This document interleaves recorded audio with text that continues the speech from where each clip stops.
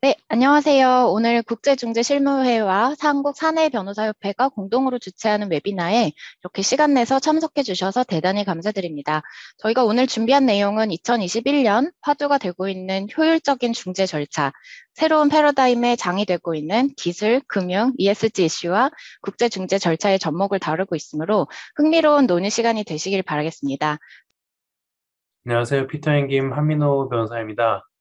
오늘 시간이 Q&A 할 시간이 될지 잘 모르겠어서 그냥 바로 김명환 변호사님 발표에 대해서 한두 가지 코멘트를 하고 제 발표로 넘어가려고 해요. 한 가지는 그 사이버 어택에 관련된 분쟁 해결이 과연 그 의무이행에 대한 익스큐즈로서 그 포스 마조르랑 비슷하게 이게 사이버 어택이 내 어떤 그 컨트롤 하에 있지 않은 사정으로 의무 이행을 못했으니까 이걸 어떻게 처리하냐를 넘어서 그로 인해서 내가 손해를 입었는데 이게 금전적으로 보전이 되냐의 이슈까지도 생길 것 같아요. 그 부분이 어떻게 그 계약 조항으로 또는 뭐 분쟁 해결 절차적으로 해결이 될지 또 앞으로 지켜봐야 될 것 같고요. 그 생각이 하나 들었고, 두 번째로는 법률적으로 이제 그 리스크를 해지하는 방법도 있겠지만 기술적인 방법으로 예를 들어서 블록체인 기술을 통해서 사이버 어택의 어떤 리스크를 좀 감소하고 해치시키는 방법, 그런 기술적인 방법들도 훨씬 더 이 국제 거래에 있어서 발, 뭐 발전할 것 같다, 많이 활용될 것 같다라는 생각이 들었습니다. 이게 이제 제 발표랑 연결이 되는데요. 저희는 그 최근 트렌드를 한번 소개를 하는 게 의미가 있겠다 싶어서 트렌드를 이제 들고 나왔거든요. 매년 요맘때쯤 되면 2022년 호랑이의 해 이렇게 해서 뭐 트렌드, 소비자 트렌드도 나오고 하는데 뭔가 좀 새로운 게 없을까? 국제중재 그 커뮤니티에서는 요새 뭐가 좀 새롭고 핫하지 이런 것들을 이제 소개하려고 들고 왔거든요. 근데 처음에 제가 중재 업무를 시작할 때만 해도 금융 쪽은 중재를 잘 안 한다라고 그렇게 들었는데 그게 한 10년 정도가 지나고 나니까 금융과 관련해서도 분쟁을 중재로 해결하는 사례들이 속속 많이 보이더라고요. 다음 슬라이드 보실까요? 그래서 ICC에서도 그 트렌드에 부합해서 커미션 리포트를 내면서 Financial Institutions and International Arbitration의 보고서에서 점점 더 금융 분쟁의 절차 해결 어떤 수단으로서 중재가 각광을 받고 있다라는 보고서를 내기 시작합니다. 그 각종 그 금융 관련된 뭐 론 어그리먼트도 그렇고 금융 관련된 거래에 있어서 중재 조항이 들어가는 경우가 많아지고 금융 분쟁을 해결하기 위한 그 특화된 분쟁 해결 기관들도 대두되기 시작합니다. 몇 개를 이제 리스트업을 했는데요. 아, 금융 중재도 많이 활용되고 있구나. 다음 슬라이드요. 왜 금융 분쟁에 있어서 중재가 분쟁 해결 절차로서 좀 더 많아지는가? 기본적으로 중재의 장점인 전문성, 중립성, 집행 가능성, 속도, 비용, 기밀 유지 여러 가지를 꼽을 수 있는데 이것만으로는 그럼 왜 이거는 뭐 당연히 중재의 장점으로 제기되는 건데 왜 여태까지는 금융 분쟁에 있어서 중재를 잘 활용을 많이 안 하는 트렌드가 있었지?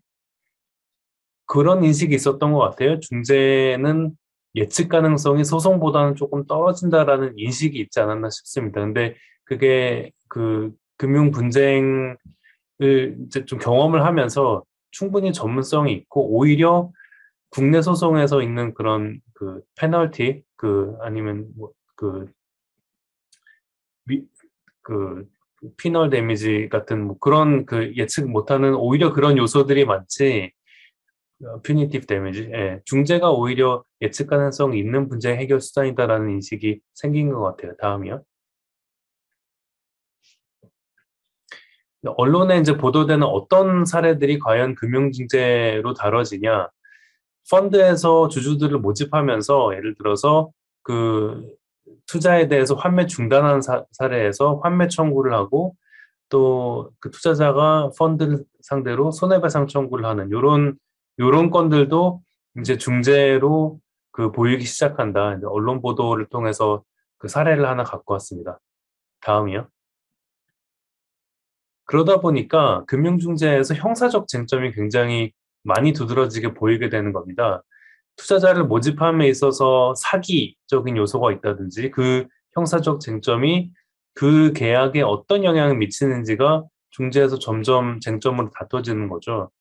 업무상 배임도 마찬가지로 이게 과연 그 계약의 효력에 어떤 영향을 미치는지, 그리고 또 공정거래법 위반이라든지 금감원 금감위 제재 등의 이슈들이, 그런 행정적 이슈, 형사적 쟁점들이 중재에서 예전보다 훨씬 더 많이 보이면서 그게 민사적 쟁점이랑 어떻게 인터액션을 하는지가 그 이제 치열하게 다퉈지는 경우가 훨씬 더 많아졌다라고 관찰이 됩니다. 다음이요.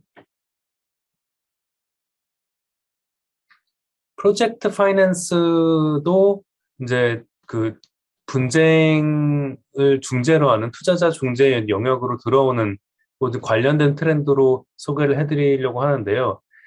단지 이제 주주들, 에퀴티 인베스터뿐만 아니라 프로젝트 파이낸스 렌더들도 투자 협정의 보호 대상에 들어가냐?